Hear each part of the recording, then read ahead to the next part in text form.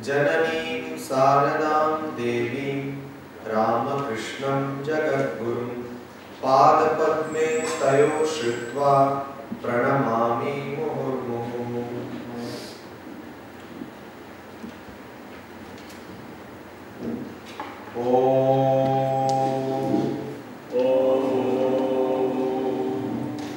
Sahana Bhavatu Sahanau Bhunaktu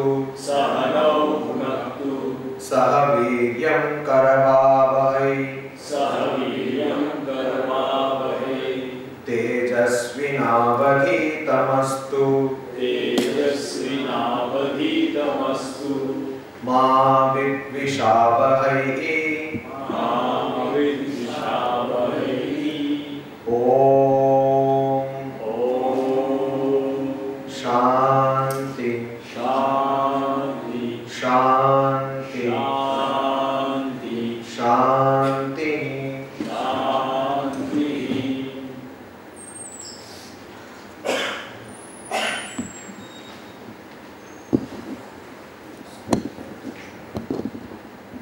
Last week we saw that some people who consider themselves to be wise, to be intelligent, go around in circles, engrossed in worldly pursuits, material pursuits, and in the process also misguide people by considering them intelligent. Damdramya manaha paryanti mudaha. Mudaha, these ignorant people, panditam manyamana, considering themselves to be panditas, learned, wise. Damdramya manaha, they go around and around in circles. What is this going around in circles? They get entangled more and more into the sansara, into the ephemeral world, transient world, a world which is impermanent. So they go on getting themselves entangled into this world, and that is what is called by the Upanishad, that is what is being hinted at by the Upanishad when the Katha Upanishad says Damdramya manaha, going around and around in crooked pathways like jalebi. So someone said he is very simple like jalebi. So either you be like jalebi or you are simple. So that's a sarcasm. Like that you have Damdramya manaha. And why does this happen? Upanishad says avidyayam antare vartamanaha. Avidyayam, in ignorance, inside ignorance, antare. Avidyayam antare, inside, antare means inside, ignorance, vartamana, being present inside ignorance. How is that possible? There are many stories. Sometimes parables convey, as we say, one picture conveys 1,000 words or more than that. Similarly, some parables or stories convey more than words. That's why Sri Ramakrishna and also Jesus Christ used a lot of parables to teach the ordinary people. So the parable is, there was a monk, and this monk invited another monk to his hermitage. And when the monk came, He said, will you take anything? Food or tea or coffee? He did not have pizza, so he said tea, coffee, something. So the other monk said yes. And I am adding little masala to the already existing legend. That's how legends are made. You add more masala, and then this original, if it is from an original incident, it goes back to the person in whose life it happened and he is not able to even relate to it. It's become so. That's why probably it's called cock and bull story. So, anyway, so this person wanted, say, tea. And then he sees a beautiful woman coming with a tray of tea. And he is taken aback. A woman in a hermitage, and he says, Mahatma ji, ye kaun hai? Ye sevika hai. So now this Mahatma jis can be very scathing in their remarks. So that what sevika? You are a sadhu. And what kind of sevika you are having here? This is outright hypocrisy. So he says, no, this sevika has just come. Kaupin ke vaste. What is this kaupin ke vaste? So the kaupin ke vaste, the thing is, this sadhu had a kaupina. Of course, sadhus wear kaupina in this loin cloth, which is called. So he used to wash it. Because of his austere nature, he had only one extra. So one he used to wear and another one he used to langot, which we call him. So sadhu, ek langoti, do roti, ek langoti. That is sadhu. Sadhu will not have many possessions. Aparigraha will have only that much which is necessary. So one langot and 2 rotis. That is sufficient. So that is a adage in circles, Uttarakhand, etc. So this sadhu also had one langot, one loin cloth. And this sadhu was washing it and putting it on a line for drying. So you see, we have all kinds of creatures on this earth, and so our Tom and Jerry. So Jerry was there, mouse. Some of this mouse used to go doing all kinds of gymnastics on that line and bite the langot. And every other day the Swami had to go in search of another langot. So he found it was a big problem. So to put the mouse under control, or to bring the mouse under control, many of you may be aware of this story, is it not? So to bring the mouse under control, he got a cat. Now cat, you see, meow, now and then meow. It needed milk. So where from will this sadhu get milk? So for giving milk to the cat, he had to have a cow. Now if there is a cow, cow will automatically give you the most holiest thing in Hinduism, that is dung, cow dung. You know, no, it's not joke. If you are doing any big puja, those days there was mud floor and you should clean that floor with cow dung or also urine of cow, gomutra. Now it is left to so-called scientists to find out, do research and development and find what chemicals are there, etc. But I am not going to that. People would have definitely some good reason why they use this. Anyway, they used to use this, so this cow dung, who will clean it, and it has to be fed and also washed, and also in some places, in some festivals, you have to put tilaka, do puja. There is a lot of paraphernalia around a cow. So when we get from mother dairy, we don't understand. See, there is a lot of paraphernalia. So who will take care of that? So a person is necessary. So that person is a woman. And so for kaupin ke vaste, he ended up marrying a woman. Damdramya mana. So that's why one leads to the other and the other and the other leads to the other. And by the time you realize you are already in a lot of problems. A request from Lord Vishnu for a glass of water. This also you might be aware, most of you. So Narada was saying, you are always talking about Maya, Maya, Maya, and I am always telling Narayana, Narayana, I don't get any inkling of your Maya.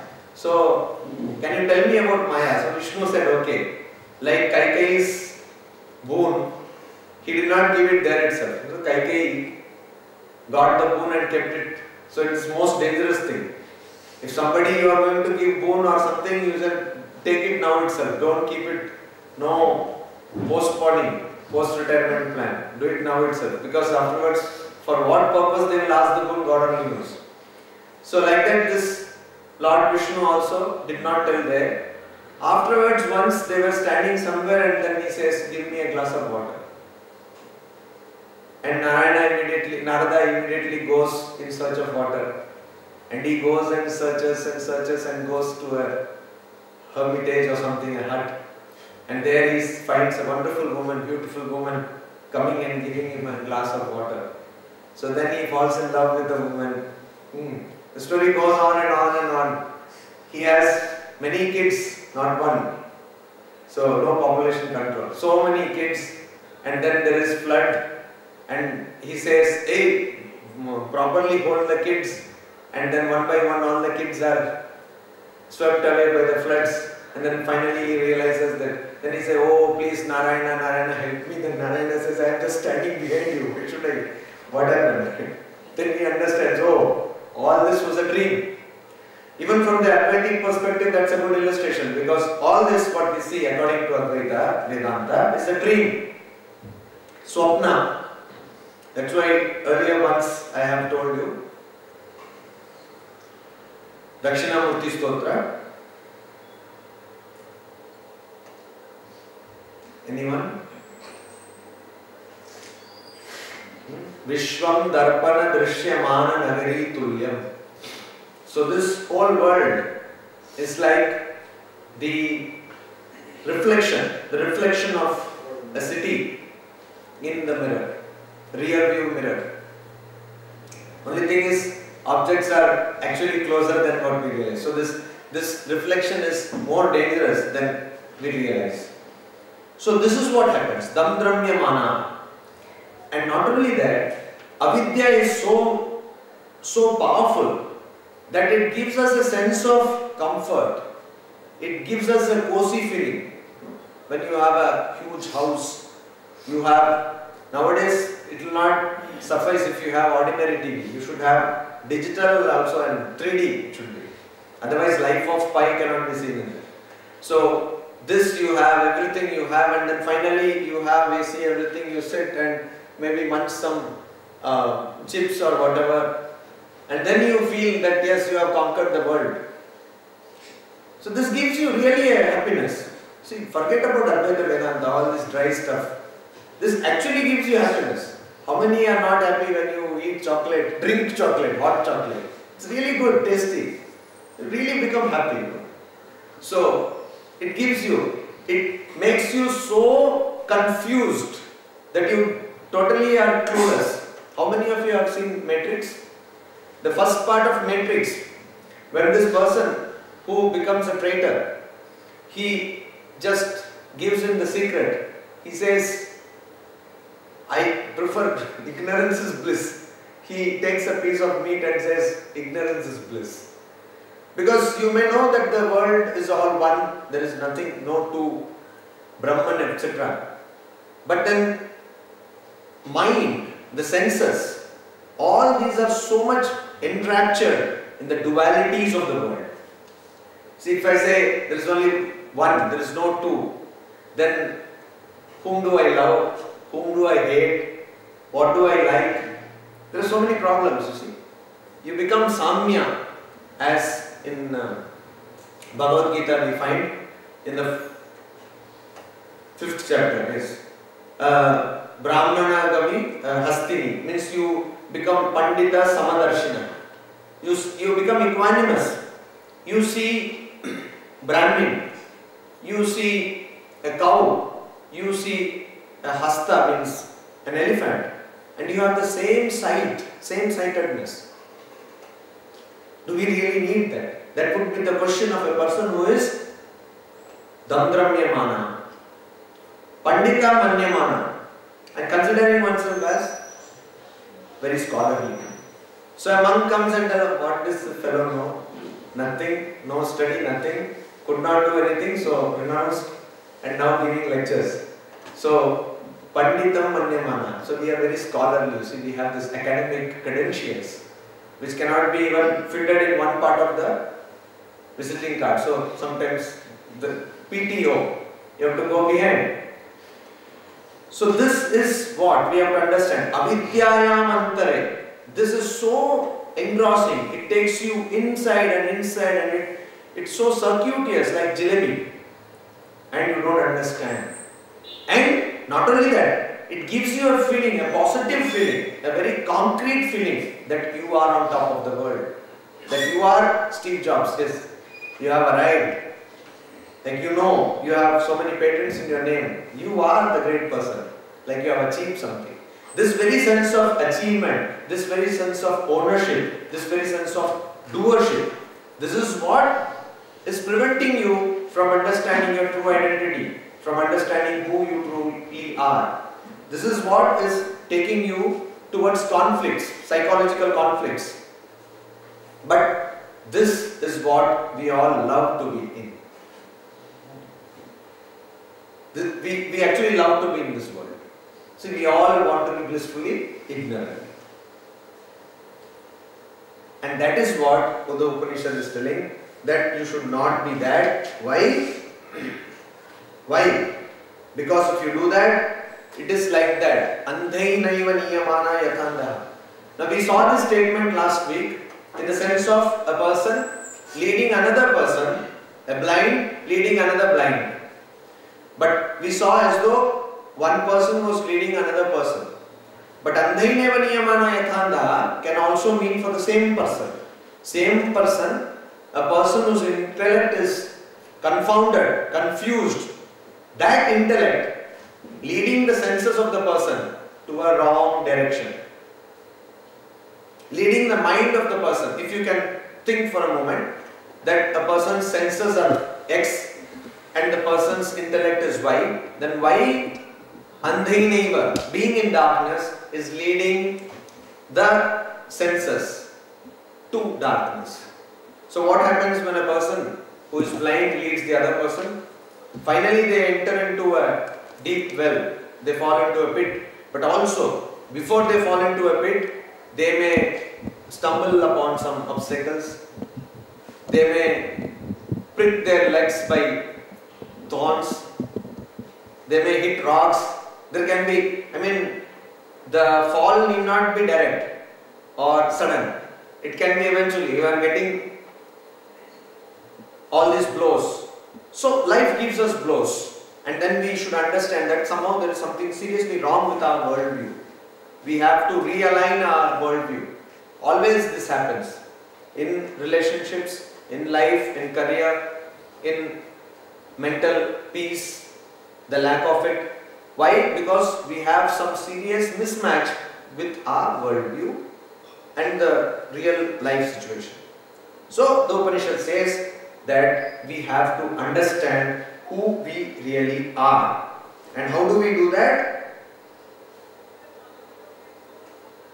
How do we do that? That in the course of the Upanishad it will tell, and it says further in the next mantra, Na samparaya pratibhati balam pramadayantam vitta mohena mudam ayam loko nasti para iti mani punah punah vasham apadyate me.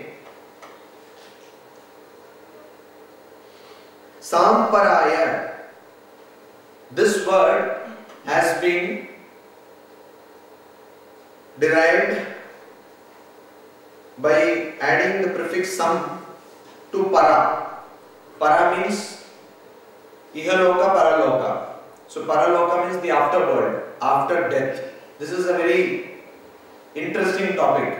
So whenever we go to any book fair, and we have two books, one is Life After Death by Swami Vivekananda and Life Beyond Death by Swami Abhedananda. You keep these two books like hot cakes, they sell. Everybody is interested to know what happens after death.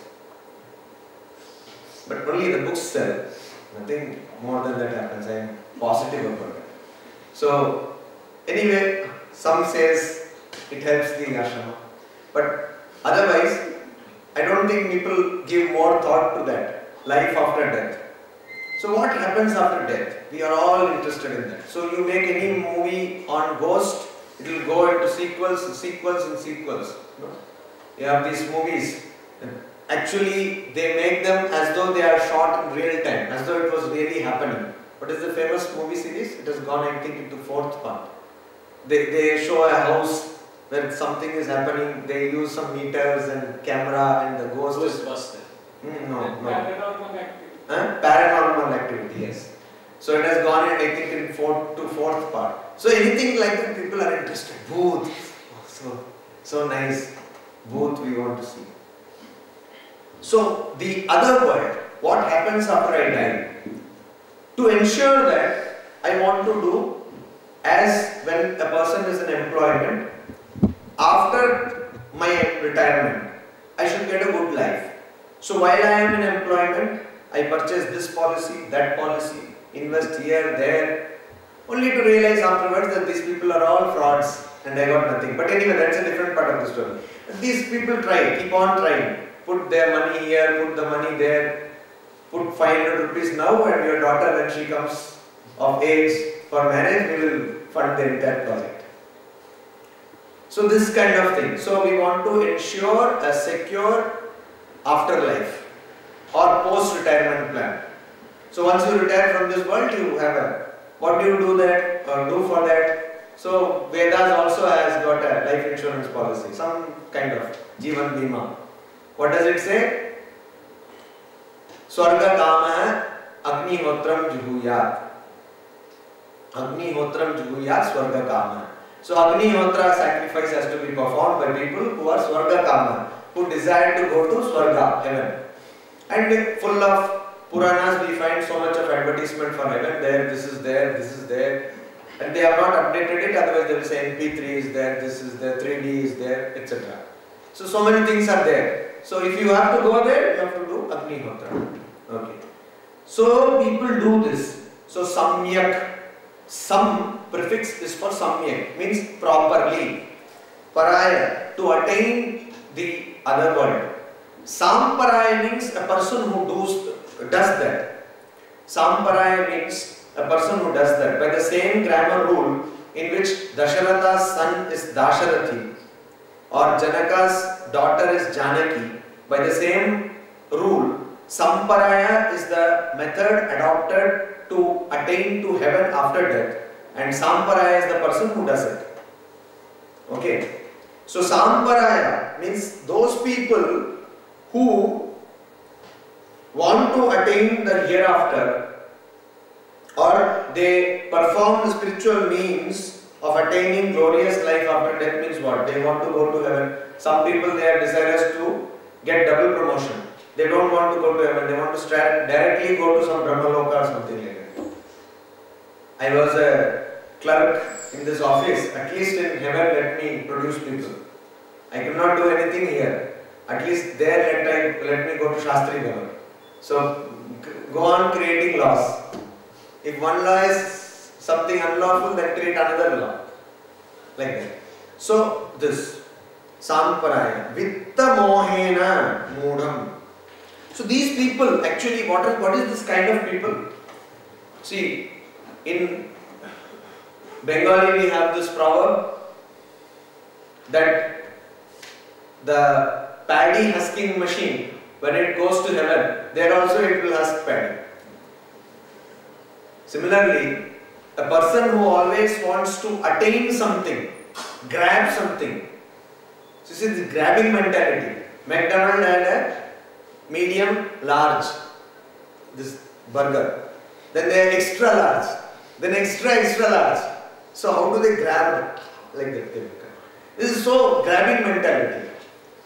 So yesterday some of the non-Indian monks and some Indian monks, we were having a chat, and they said, how do they eat this? They said, you see, in India we don't get this extra large. They said Indian people are mortally afraid of this, because how do you take it to the mouth? You know, such big. You don't simply have the physique to do that.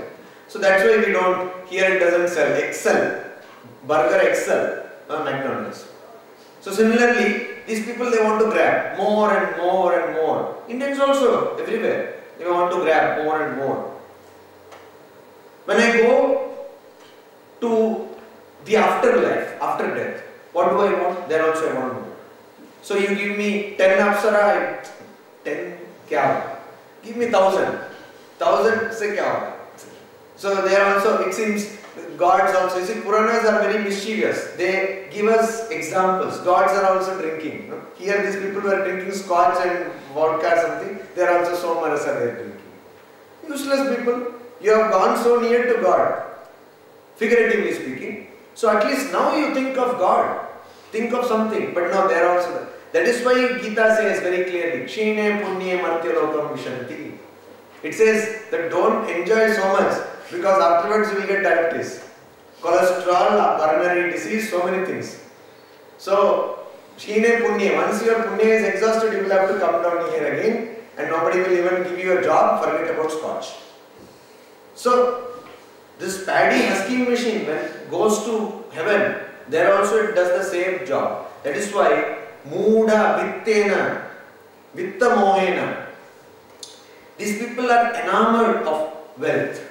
I want more, I want more, I want more. Even before, earlier on, say 30 years, 40 years back, I have heard that this Alauddin Khan, who was a great maestro, in fact he accompanied Swami Vivekananda once in Tabla. So Alauddin Khan belongs to Mahiyat Tansen Gharana. It is the parampara or the tradition of Tansen. He has produced a lot of geniuses himself. So his own son is Ali Akbar Khan. Ali Akbar Khan and his daughter is Annapurna Devi. So he in his puja room, worship room, in his shrine, he used to have all the photographs of Hindu goddess and goddesses and also Sri Ramakrishna, Shraddha Devi and Vivekananda. So he named his daughter Annapurna Devi. Now they used to play. These are all great people. So Ali Akbar Khan used to, after 20 years of practice, he never even thought of performing. After 20 years of practice, he, with lot of fear and trepidation, he went to his father and said, "Father, Baba, can I go and perform somewhere?" And he was scolded like anything. That what have you learned now that you... And today, people they go to... No, he was scolded. Annapurna Devi, she tells in her memoirs that he was scolded like anything by Baba, and he did not take food for... And it was a big thing. So, and I had to go and console him. Why? Because after 20 years of practice, he is asked that, shall I perform? And these people were like this. They used to, he sarod. So he used to, when tune is sarod, if some other sarod is kept in the room, that will get synchronized and that will start, vibrating. This kind of music, this kind of art, and they could not perform. And today people go to not so worthy masters, they call them masters themselves, because nobody else will call them. And pay money and get themselves trained, so-called training, and after 1 year they give performances.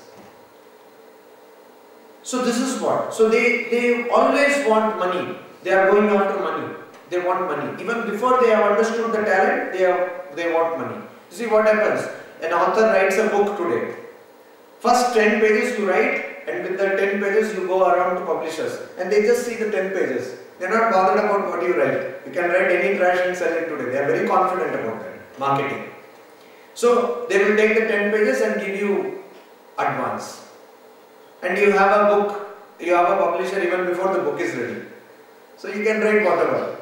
Similarly, people who are in career, campus interview, even before you have passed your examination, you have got the placement. And also, even before you have entered the first employment, you are thinking about the next employment. You are already planning. If this fellow does not give me an increment in 2 years, I will hop. So everywhere it is. Job hopping, marriage hopping, you simply constantly hop. And finally that's what you become, a big hopper. grasshopper. You get nothing.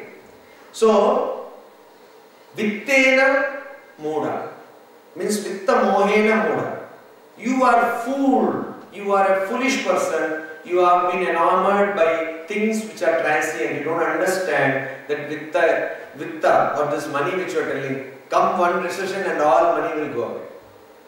Or if there is a small fluctuation in exchange price, everything will go away. It's so transient and it depends on, it's so flimsy, and you are running after that. Okay, that is necessary, but not so much. Pramadyantam balam. And so, such a person, the Upanishad calls balam, child, childish behavior, child. A person is balam. There are many scriptures or auxiliary texts in Vedanta which start with the statement that this is being told for children. What do you make out of that? Because you have to understand a lot of Sanskrit before even venturing to study the text. So how do you understand this statement that this is for children? Children means people who do not understand this subject. So for example, if you are going to study particle physics, yeah, you enter the class and maybe it's in your masters or even doctoral studies, you enter the class and it is for children. Children means children as far as particle physics is concerned. So Bala. So Tarka Sangraha starts with this. This is for Bala, means this is for children. As far as Tarka Shastra, Nyaya is concerned, this is for children. Similarly, it's Bala. In Gita you will see Sankhya and Yoga are same, only children will tell that Bala, means they only will tell that it is different because they are childish, they do not have the wisdom. So what is being talked about is a person who is unwise, who is ignorant about the subject. Bala. Why Bala? Because Pramadayanta, because full of carelessness, full of error, mistake. Pramada, full of error, mistakes. Na pratibhati ayam lokaha. And this loka, it does not appear,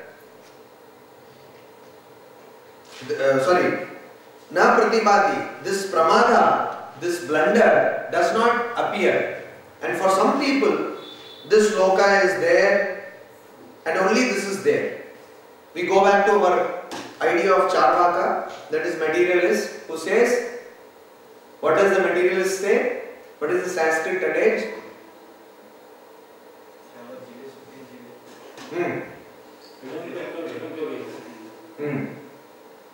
Yavat jivet sukham. Even if by taking loan, Rinam krutva ghritam pibe, you drink ghee, enjoy your life. So that's what practically we do today. You want to purchase a car, yeah, you have loan. You want to purchase a home, you have loan. You don't need money. All you need is just a visiting card or some salary slip or whatever. So you have that and you get loan. So Rinam krutva kritam pibe, yavat jivet sugam jivet. Don't bother, enjoy, have a fun time. As far as you are alive, live happily. Then Basmi Bhutasya Dehasya Punaragamanam Kuta. Once the body is going to be cremated, what is this all foolish talk about? Wasting a wonderful evening for all this talk? Because Basmi Bhutasya Dehasya, we see in electrical crematorium that everything is burnt into ashes instantly. Punaragamanam Kotha hai. Kotha hai. Kuta hai. Punaragamanam Kuta hai. Katha is in Bengali. So where will it come from? Now, suddenly you are not going to jump out of the this container in which your ashes are kept. Where will it come from? From nowhere. So it's totally unscientific, irrational, illogical. Is it not? Most of you will agree, but you will not say that. So ayam lokaha, this is what is. I am seeing this, I am tasting it, I am feeling it, and this is the end of the world. And this is the world. And paraya na asti. And there is no hereafter. There is no hereafter. Iti mani. One who thinks like this, punah punah me vasham apadyate. Yama, Lord Yama is giving this instruction. He says that the person who thinks like this, punah punah me vasham apadyate. Apadyate. The language is false. So when this word is used false, there is a hint that someone falls. You don't fall from below to up. You always fall from an upper position to a lower position. Gravitation. So when you fall, that means you go down. There is a decline in your position. Somehow there is some demotion. So it says apadyate. He comes and falls.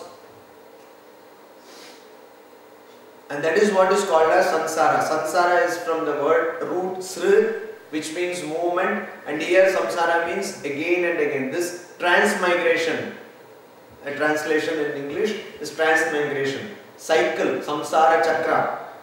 You die, you take birth. You die, you take birth. And it goes on and on and on and on and on. And when does it stop? After enlightenment.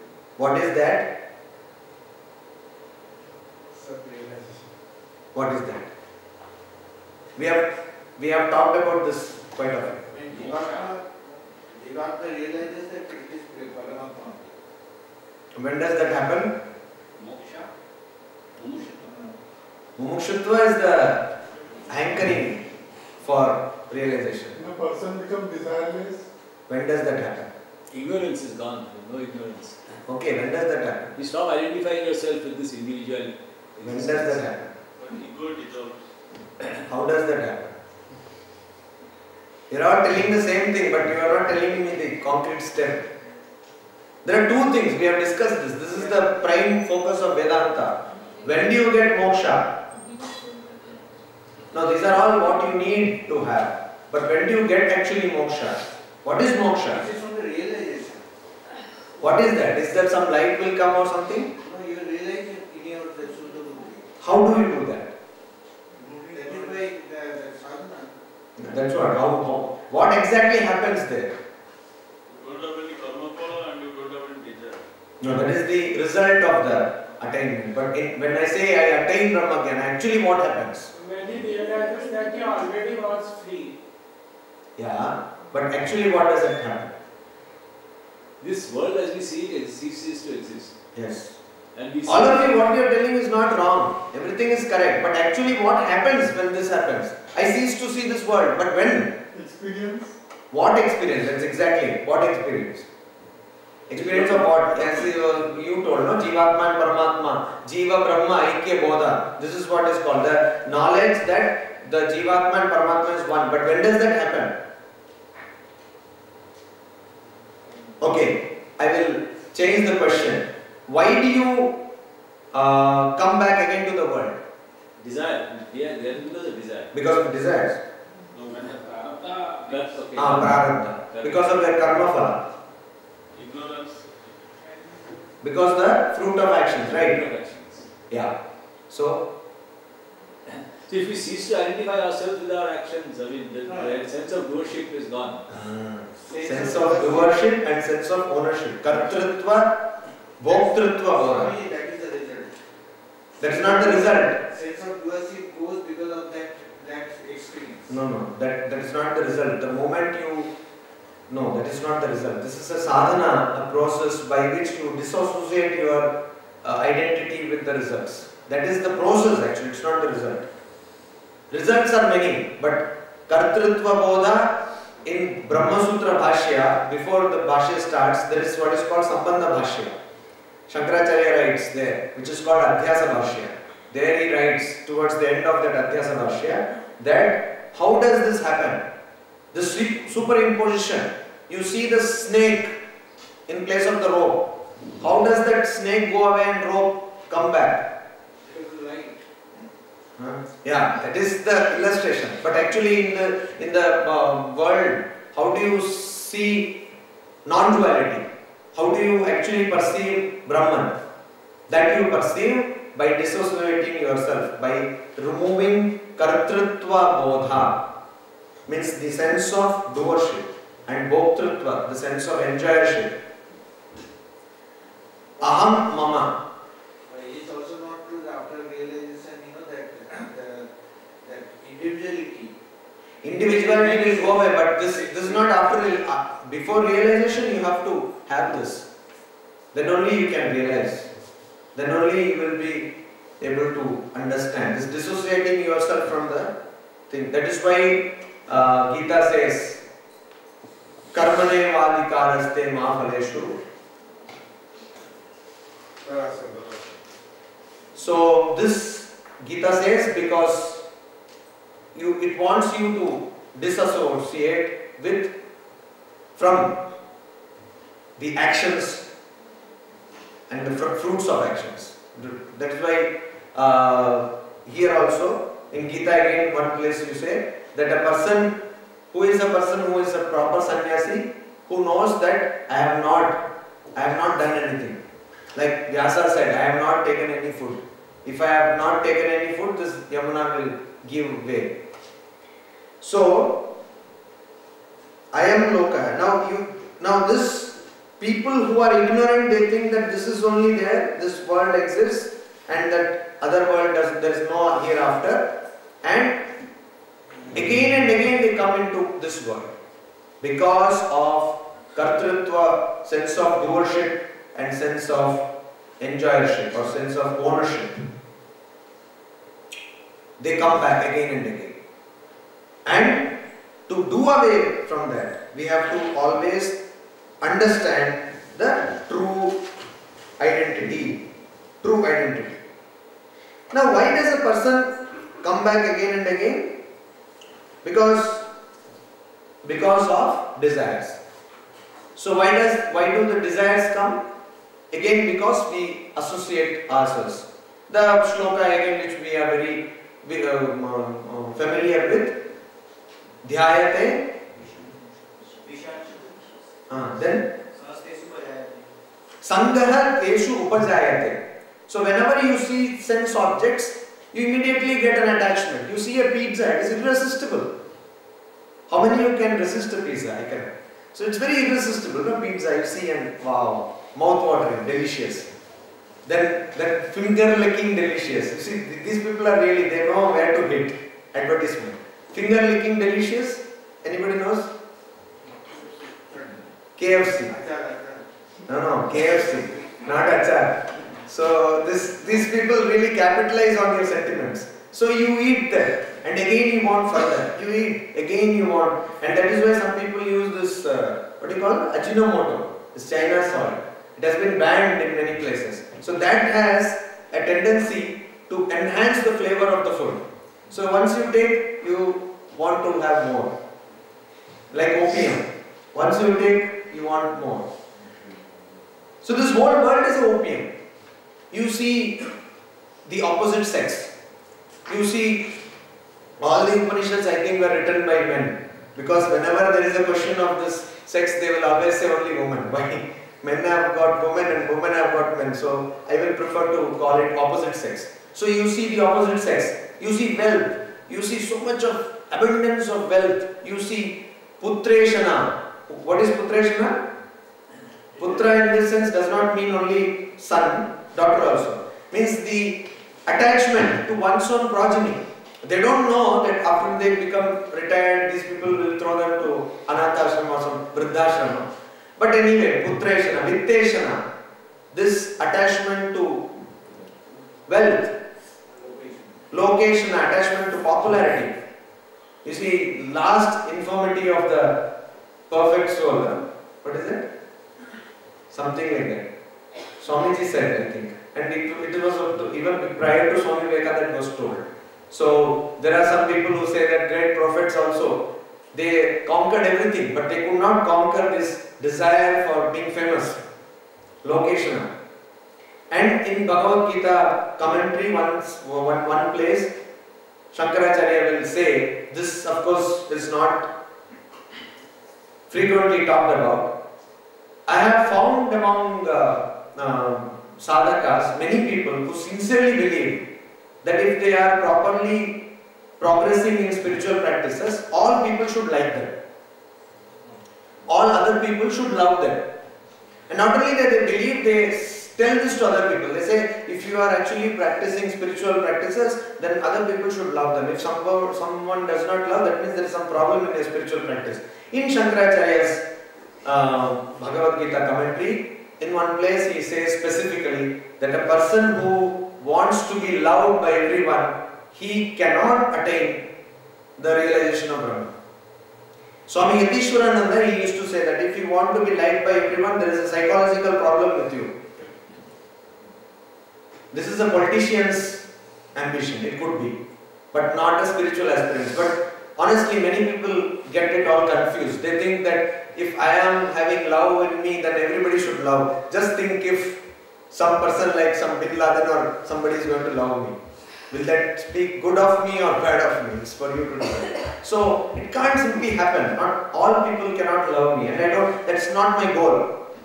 My goal is to understand my true identity. And in the process, I will have to go through a lot of tests and tribulations that we should understand. But So, one thing is that those who are really spiritual, people like them, they may not think of that. People this is what exactly I am telling you. This is a very, very wrong notion. This is a very, very wrong notion. People may like, they may or may not like them. It may be found empirically that mostly people like them. You can say that much only. And it is not proven that always people like them. No. Even Swamiji was not like it. Swami Vivekananda had to suffer so much. Where did people like him? In fact, he was slandered like anything. Actually, he only loves Swamiji. He was slandered in the name of wealth, in the name of woman, in the name of not being a Hindu, not being fit to become a sannyasi. What else is remaining? Not being qualified. He has no educational qualification to talk about Hindu philosophy. Period. But most of the people liked him. Now you like. No, that time, Standing, who liked him? Swami Premananda did not like him. Swami Yogananda did not like him. His own brother disciples did not like him. Who liked him? At least, if you see that Chicago address, this, how many people liked him? No, they are not. No. Yeah.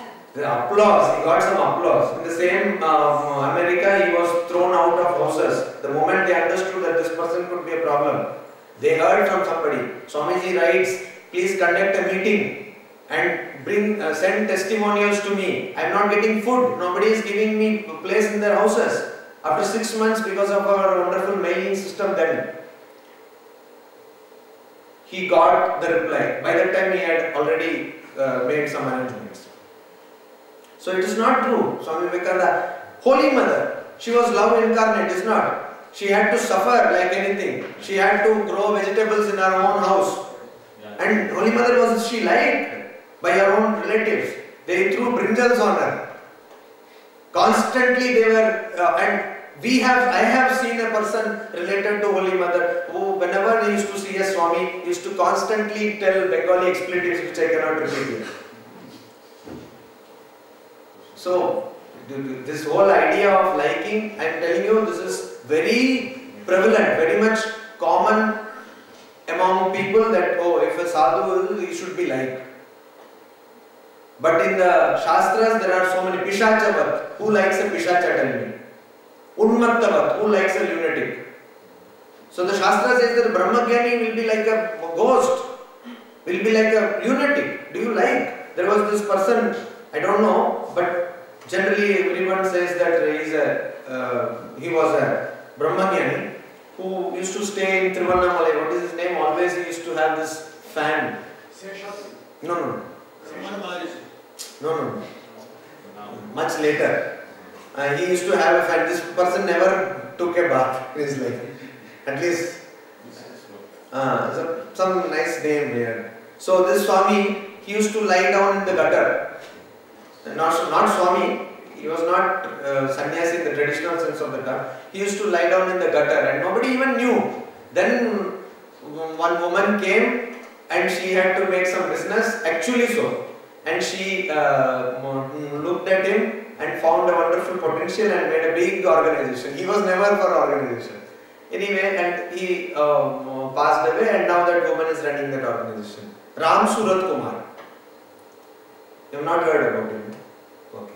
So he was a great saint. But he was like that. He used to live like that. Nobody even bothered about him. So, see, after a person is discovered, we come to know all these stories. Sri Ramakrishna, when he was there, what happened? When he came out of Dakshineshwar, when he again wanted to go, people did not allow him again. Can you believe? Sri Ramakrishna was not again allowed into Dakshineshwar. His pension was taken away. Sri Ramakrishna made so much provision for Holy Mother, but that was totally taken away.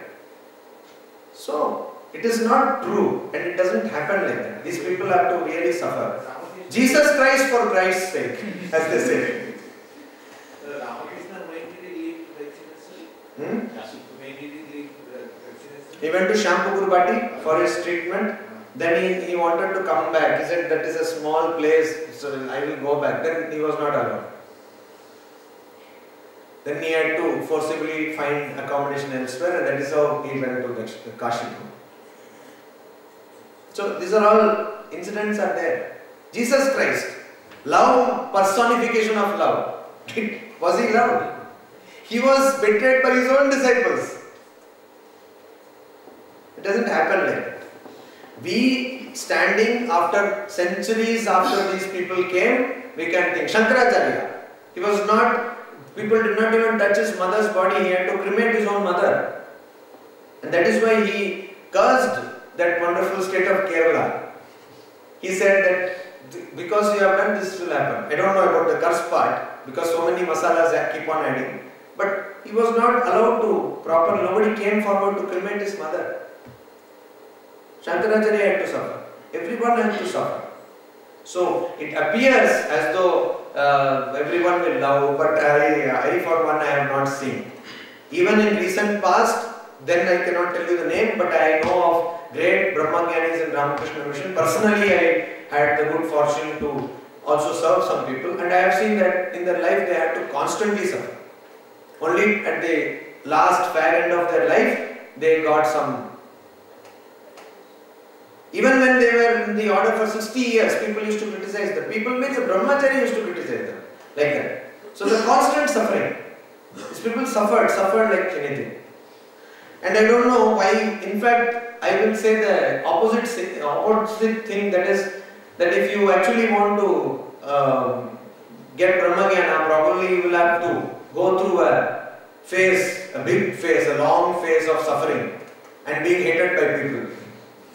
And Holy Mother says, Dukkha Bhagavan Dayardhan. Suffering is the gift by God out of compassion, out of the infinite compassion, Ananta Kalyana Guna of Bhagavan. He gives you what? Suffering. Imagine what kind of Bhagavan this is.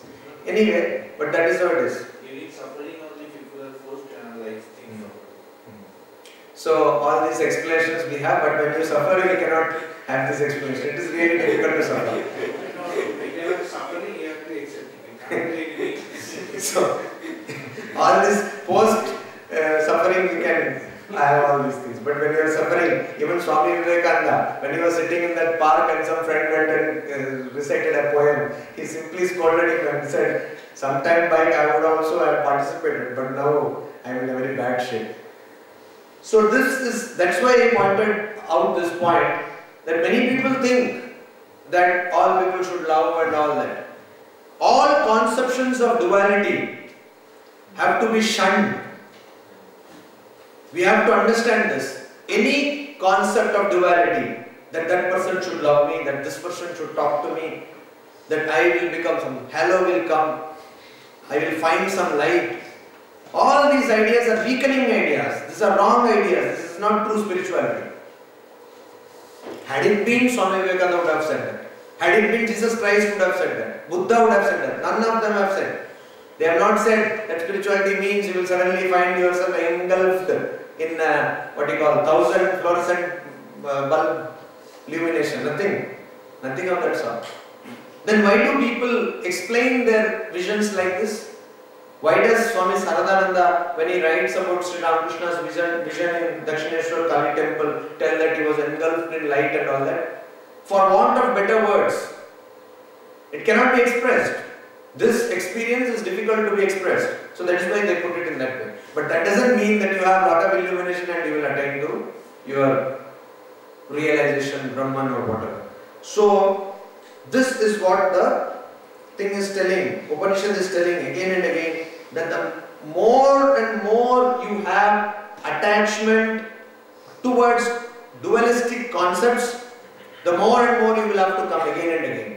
The more frequently you have to come to me, Lord. Yama is telling, Lord of death. That means I will die? Yes? Sir, why are we born ignorant rather than being self-realized? And even so, if we are born ignorant, why are pointers made so far away from the self-realization rather than close to the self-realization? No, I did not. Can you clarify that? Sir, why in the first place when we born, we are ignorant rather than being self-realized from the beginning? You mean why this ignorance is there? What is the cause of ignorance? So, why in the world the people are born ignorant rather than being self-realized from the beginning? That's what means. What you are asking is what is the cause of ignorance? Can you put it like that? No, sir. Not cause, probably he wants to. Son, I look so beautiful, or some people feel that I am not very handsome, so nobody is bothering about me, etc. These kinds of ideas come. We are born ignorant. The question itself is that's illogical because we are born because we are ignorant. We are born because we are ignorant. If you were realized, you will never take birth. Okay. So, You understood? why does that happen? Yeah, you take birth because you are ignorant. You take birth because you are ignorant. If you were knowledgeable or you had knowledge, you would not have taken birth. And ignorance means what? The attachment to doership and also ownership. And then you say that why we have to struggle so hard. No. That is what it's telling. Upanishad is telling Dandramyamana. Means it is like a vicious circle. Have you seen a labyrinth? Like you enter Bulbulaya. It's like Bulbulaya. Once you enter, so now I have a mobile phone. I have a ownership. I own this Nokia connecting people. See, this, and then in Nokia I have to put a SIM. Further I have a sense of ownership. Not only I have Nokia, I own this SIM. For this Nokia I have to purchase this. I own this also.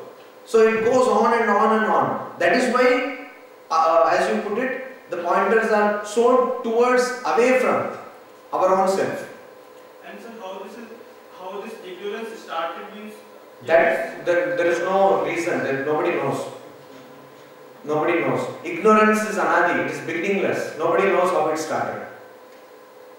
Nobody knows. The scriptures will tell you that we don't know how ignorance started. It started, that's all. We don't know how it started. And when it started also nobody knows. It is beginningless, but it has got end.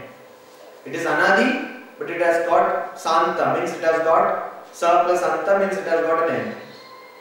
It is without beginning. We don't know when it started. But we are all born because we are ignorant. And if we somehow we get realization, then our birth and death will cease. And at least you don't have to come to this class and suffer. So that much you will have benefit. But the pointers are taking us away and away because it is so natural, you see. We don't understand. In Katha Upanishad, in the commentary, Shankaracharya uses the term prayena, means mostly. Mostly we don't understand. We don't understand. We can't see that this is going in a wrong direction. See, mostly what people do? Marry. Mostly what do they do? Produce children. Mostly what do the children do? Send their parents to old age home. But again other persons they see. You see, even materially, the other persons see that these children are sending the parents to old age home. Okay, I will not marry or I will not produce children. They don't do that. Because they say, their children were ignorant, I will bring my children in such a way, my children will not do that. See, sense of ownership comes. No, it is very concrete problem. Sense of ownership comes. Somehow I will take care of it. My children will not have that problem. Are you getting the point? So it's very focused. So because of these kind of distractions, we have to come again and again to this world. Punarapi maranam, punarapi jananam, punarapi janani, jatare shayanam. We have to again and again come. So now the idea is, Swami Vivekananda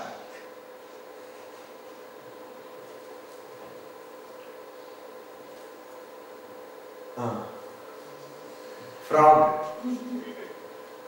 So Swami Vivekananda, when he was giving his talks in the World Parliament of Religions 1893 Chicago, he gave one lecture called Why We Disagree. How many of you are aware of that? So he says there that there was a well and a frog was there. So this frog was living in that well, and suddenly one frog came from outside, jumped into the well. Do not ask me how, probably gymnastics or something. Anyway, frogs are all natural gymnasts. So they jumped into the well, and this frog asked, "Hello, how are you? So where are you coming from?" He said, "I am coming from the Pacific Ocean or something, in the Mahasagar or whatever." He says, "What? Acha, how big is it?" "It's very big, very huge, very big." "Is it big like my well?" He goes, "No." The people usually, when they wear some dress, new dress, something they do, all-fashioned show. So like, "Is it bigger than my well?" There's no comparison. It's incomparable. So, oh. No, how can that be? It's not possible. He said, "How big is it?" So this frog jumps from this side. Why he? Okay, she. She jumps from this side to the other side and says, Is your ocean this big?" "No, it's bigger, much bigger than that." Then she jumps 2 times and says, "Is this much big?" It's much bigger than that. Then this frog says, "What you are telling is a lie. You are a fool and I will not believe you. Because what you are telling is a lie. There cannot be any place bigger than my well." Kupa Manduka, frog in the well. So people who think they know everything, they say there is no rebirth because easier. Do not have problems, so no problem, no problem. Now you are confused whether there is a beginning for ignorance or not. Why we are not all being born without ignorance, etc. Because somehow you have understood or you have been told since childhood that there is ignorance. So you see, na rahega bans, na bajegi bansuri. Ignorance ko hi maar do. There is no ignorance. What ignorance? Everybody is knowledgeable. Very good. Ignorance is bliss. Forget. So no, there is no afterlife. So no problem. Khao piya maza karo. Mauj mano.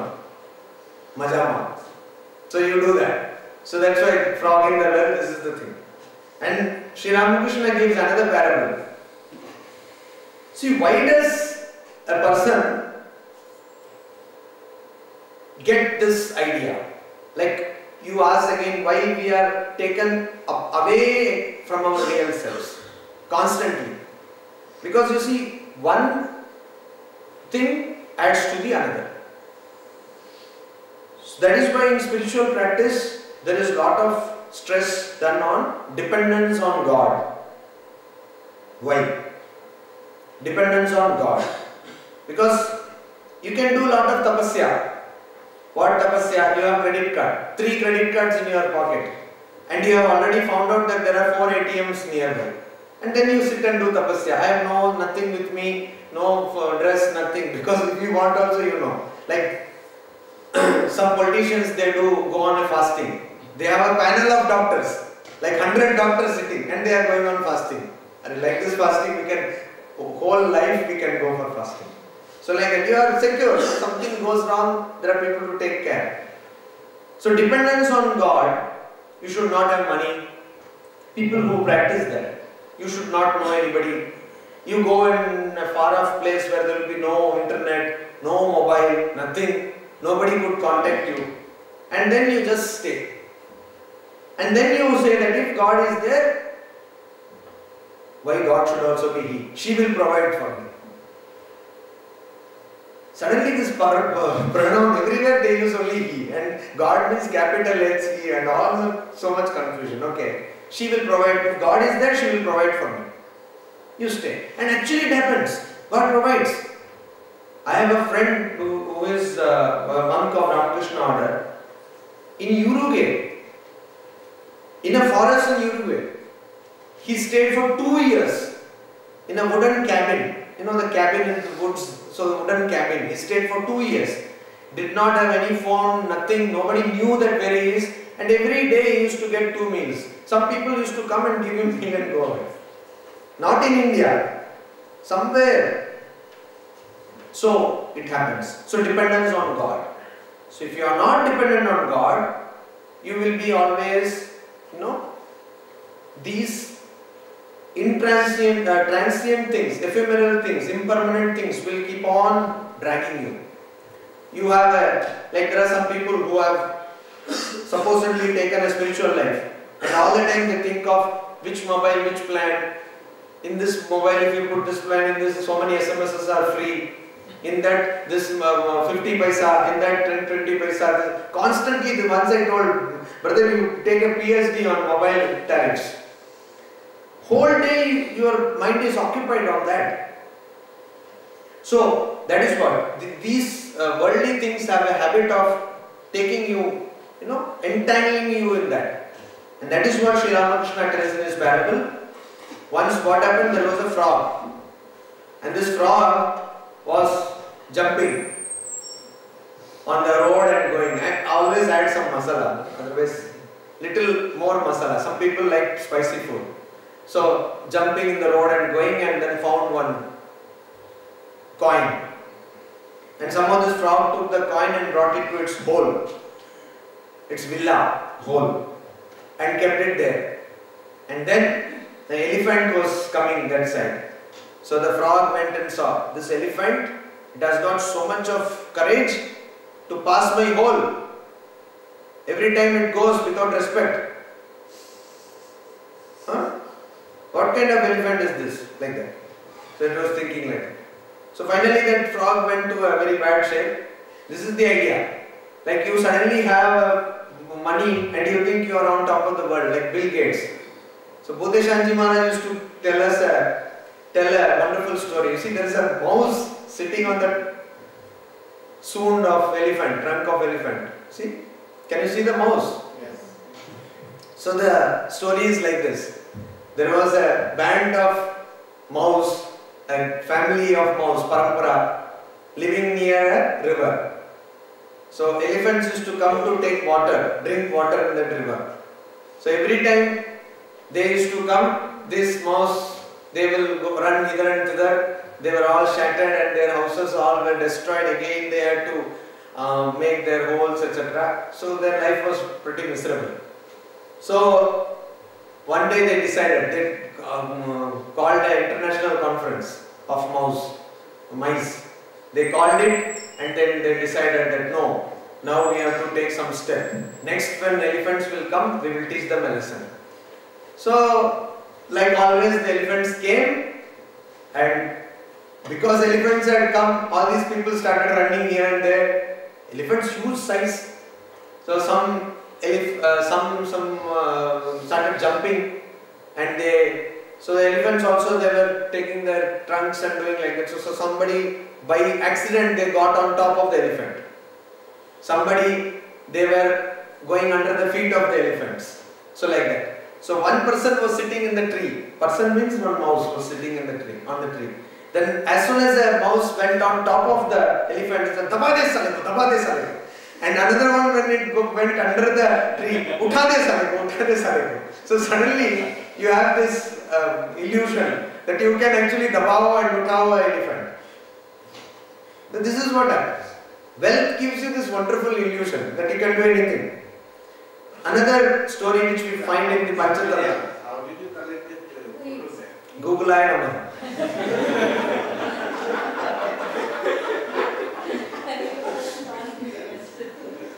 So another story which we find in the Panchatantra. How many of you have read Panchatantra? Have you read? Panchatantra you should read, it's really interesting. So Panchatantra stories, there is a person who was living in a house and like a beggar kind of, or you can say a junior sadhu, and he used to bring food, collect food and keep it in that place. And then when he wants to eat food at the night, he used to see, or for 2 days he used to collect and keep it as storage, and then he used to see that the mouse has already taken the food. So this was a problem, and then he went to a bigger Mahatmaji, senior Swami, and asked Swamiji, this is my problem, please help me. So he said, okay, actually you have to find out where that mouse comes from. So he went and traced that mouse, and he found that the mouse was living in a hole, and the hole was full of food. So much of wealth was there. So the Swami said that the mouse, ordinary mouse, cannot jump up to such a height. So this mouse has got something. So here the mouse has got so much of wealth of food, and on the basis, on the courage of so much of wealth, this is jumping. Like you see some person who has got no physique, no wealth, nothing, coming and threatening you. Hey, baat nahi manoge to ekdam khallas kar dunga. So you see what happens, suddenly this fellow, this is a tukda fellow coming and threatening. That means you should understand somebody is behind. Some major person is acting behind. So otherwise this fellow cannot say that. So similarly, a major store of wealth of food was there. So the food was removed, and now this, as soon as the food was removed, this fellow got upset, this mouse, and could not think, became weak, and went on searching for food and could not get food. And then another one, supari was given to one cat. No, what is giving supari? So this cat was given supari and cat killed the mouse, and end of the story. So the point is that if you have something like that, some wealth, then people don't use their fixed deposits. Just seeing the numbers, they have a very great comfort. I have got to see. You don't know. Mutual funds, it's all paper money. You just see in the paper. Yes, wow. Or nowadays even better, you see in Value Research Online or some other site like that. You just see like that, and the numbers is coming. Wow, wow, wonderful. It is increasing. Where is it increasing? But somehow it is increasing. There is this much annualized return, total return, that return, and you are so much happy. Okay. Now we will have a treat. My money has increased. So all notional ideas of wealth, but that gives you a lot of enjoyment, lot of comfort, and then further deepens your sense of ego, that I have got this wealth. Degree, what is degree? Most of the time it is because if you claim yourself to be an engineer, then you should know everything. You should actually be able to do. How many can do actually? I knew of an electrical engineer who could not replace, maybe it was an extreme case, but he could not replace a tube light. Then he was like on it for half an hour. Then we said, please step aside, we'll do it. We don't need ME electrical engineering. That's what, he was ME electrical engineering, but he could not. So anyway, not all people are like that, but sometimes we come across these people. So what does it mean? Your knowledge is a notional idea. You have a paper knowledge. That knowledge may not be the true knowledge, but that gives you comfort. That gives you recognition. That gives you a sense of pride and reinforces the sense of ego. That yes, I am somebody. There are 10 people who will listen to me. I am somebody. Similarly, you see, Sri Ramakrishna constantly used to bring this. You put potatoes in boiling water and potatoes start jumping. So how can potatoes jump? If you keep potatoes on the table, they will not jump. They are jumping because of the flame. You remove the flame and the jumping stops. So this idea of wealth, this idea of power, this idea of position, this makes you jump. The moment your position goes away, see all old people, they stop jumping. Why? Retirement, no work. Even the daughter-in-law and son-in-law also does not give any patta, as they say in Bengali. They do not care. So somehow they sit there, and that is why they say Ashite Ashriyona, means don't come to 80. Stop your life before that. This is what. So this is the notion. Aham, ahamta and mamata. Aham and mama. This is mine and this is me. This kind of notion which we have to do away with. So how do you do that? Says the Upanishad says, it is difficult to do. Why? Shravanayapi bahubihi yona labhyah shrunvanto api bahavo yamna vidyuhu आश्चर्य वक्ता कुशलस्य लब्धा आश्चर्यो ज्ञाता कुशल अनुशिष्टः श्रवणया अपि बहुभिः यो न लभ्यः. So श्रवणया अपि बहुभिः यो न लभ्यः. Swamiji, you are talking all these things. We are also listening to the class, suffering so much for so many weeks now, but nothing has happened, and you also seem to be equally ignorant. So we are positive that by hearing nothing is happening. Okay, Upanishad also says the same thing. Shravanaya api, bahubihi shravanaya api yona labhyah. It cannot be attained even if you hear about it for a long time. In fact, for that matter, nothing can be attained if you just hear about it for a long time. You just hear mango, mango, mango, will you get mangoes? You will not. There is a Subhashitani in Sanskrit. What is that? Udyamena hi siddhyarti. Huh? Then? Wow. So we have Sanskrit scholars among us, or at least people who know Sanskrit. Huh? चलो रटा तो है ना, जो रटा है भी वो काम आ गया. कभी कभी रटना भी ठीक हो जाता है. तो this is the idea. उद्यमेन ही सिद्ध्यन्ति कार्याणि. कार्याणि उद्यमेन ही सिद्ध्यन्ति. All actions can be performed or completed, siddhyanti, consummated, only by karyani, udyamena, only by effort, endeavor. Na manorathai, not by only thinking.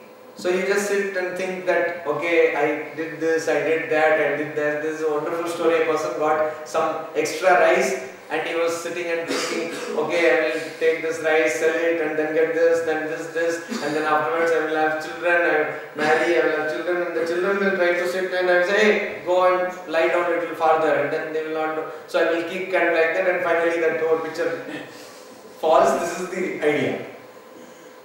How an illustration is given, nahi suptasya simhasya mukhe pravishanti mriga. If a lion is what? Is the epitome of laziness. I don't know whether how many of you watch Animal Planet, like avid viewers of Animal Planet? Oh. So lion never hunts. I don't know how many of you know that. Lioness hunts. You see? Lion is such a wonderful species who is not hunted by his wife. Actually, wife hunts for him. So it's something great. People are mortally afraid of wives. So lion is not. Truly the king of the forest, no? So truly the king of forest. No, it's truly. In zoo, even among lions, there is a lion which is the king. So in zoo, when they give, it's a wonderful thing. If you have some zoo like that, I think in Nandankanan you can see that. So if you go and you see, when they feed them, feeding time, they will put the meat in front of every animal, but no one will eat it. Only when the Raja comes and it's wonderful, it's a view to watch. It will see everyone and come and then eat, and only then everyone will eat. So it's truly, somehow nature has made truly the king of, even in the zoo, king of the forest. So lion is the most laziest animal, never hunts, never. And unless, if a lion hunts means it's really in danger. Lion is in danger, that's why it's hunting. So a lion, suptasya simhasya, because most of the time lion is sleeping. So a lion, if it sleeps, mukhe na mrigaha pravishanti. in its mouth, deer will not go and enter. Nobody. If you are just sitting and rasgulla will not be put into your mouth, you will have to take some effort. At least go to the shop and purchase. If not, prepare it yourself. So that is the idea. So here also, Shravanaya api, bahubihi Shravanaya api no yona labhyah. This knowledge of yourself cannot be attained by hearing. The more you hear, the more it will be confusing actually. Shabda Jalam, Maharanyam, Vivek Chudamani. Was it taken here? No. Vivek Chudamani Atmagayam used to take, but I don't know how little. So, this whole, in philosophy, particularly Western philosophy, which is called an armchair philosophy, they themselves call that, because it's an intellectual exercise. It's Shabda Jala, epistemology, the science of knowledge, then hermeneutics, how you use words, and it is all very confusing. And finally what? Further confusion. To read him, you have to understand him. To read Foucault, you should understand Nietzsche. To read Nietzsche, you should understand Heidegger. To read Derrida, you should understand Heidegger. Means it's all confusing. And you constantly read and read and read. And what do you do? Who is a good philosopher? You also add to the confusion. You write 4 papers. And to read your paper, they should understand what has to be read before to understand your paper. So like that, it's perfect confusion. And that is called scholarship. Now honestly, I am putting it in a very reductionist term, as philosophers will say, in a very simplistic way, but that is what it is. If you think about it with a cool brain, that's what it is. It's very confusing. You have to read volumes to understand the present day philosopher, and then you also write a volume and they will also try to understand it. Fine. By words you can never. Why? Because it is in the dualistic plane. It is in the plane of dualism. It's in the realm of dualism. You cannot understand. There are 2 things you cannot understand. So also, Shrimanto api bahavo yamna vidyuhu. And even after hearing, you will not understand. So the Upanishad first says that Shravanaya api bahubin na labhyah. For many people it is not available even to hear also. Like many people will not even come to this class. Even at that time, filtered. And even if you come and suffer this class, then also you will not understand. So it is okay, why should we come? No, then it is logical, no? So if we cannot understand, then why should we come in the first place? So what people who are not coming, they are doing a good thing. So he said, for many people it is not available because the inclination to listen. Sri Ramakrishna was there and somebody had come with his friend and he is sitting in the room in Dakshineshwar and he is hearing to what Sri Ramakrishna is telling, and the other person is with rapt attention hearing, and this fellow says, okay, I will go and sit in the boat, you listen to whatever and come. I will go and sit in the boat. So he goes and sits in the boat. So that is what, not all people can even hear. It is very boring, it kind of becomes very heavy to hear. So, and even if you hear, Shrimantopi, even if you hear, you don't understand. It makes no sense at all. Bahavo yamna vidyuhu. And so what is wonderful? Ashcharyo vakta kushalo asya labdha. Ashcharyo jnata kushalo anushishta. So it is wonderful that some people have come to the class. It's very wonderful. You have so many distractions. Okay, you have so many wonderful other things to do. Starting from Domino's Pizza. Do you have Domino's Pizza here? No. Very bad actually. So, Heritage Pizza. huh? Heritage Pizza. Heritage Pizza. Okay. So whatever, you have pizzas, you have cakes, you have treats, you have parties, you have so many music, you have TV, you have internet, you have Google. Everything you leave and come, Ashcharya. It's like the 8th wonder of the world. It's really rare. Yes, why do you suddenly want to know about that? So when somebody hears that someone has become a monk, they ask, what happened? With all genuine feeling they ask, what happened? Who was she? No, there was no she. But no, who was she? Who ditched you? What happened? Why do you become a monk?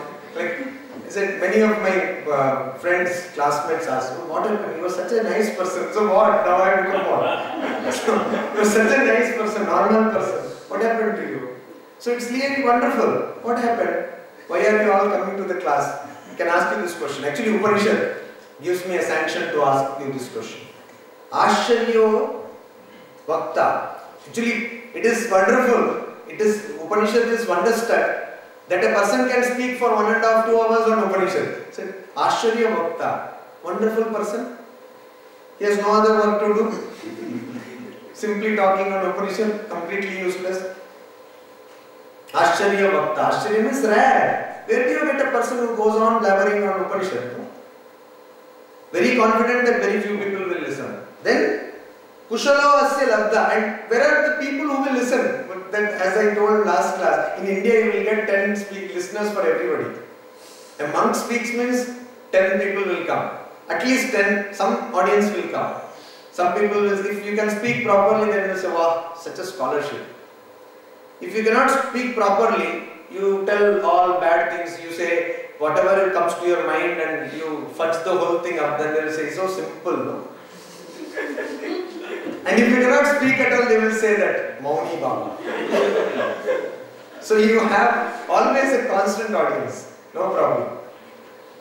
So Kushalo Asya Labdha. So it's very Ashcharya, it's very difficult to get listeners also. And Ashcharyo Jnata. And if you come, I speak, and suddenly one day I realize Brahman. How wonderful it will be. Why? What is the shloka in Gita? Parallel shloka in Gita?